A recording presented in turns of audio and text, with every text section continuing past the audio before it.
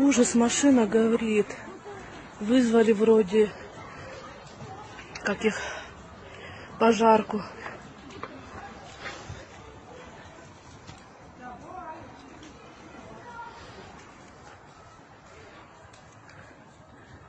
Прям рядом с садиком.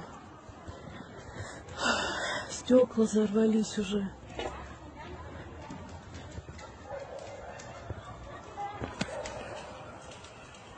Почему они все так близко стоят? Боже.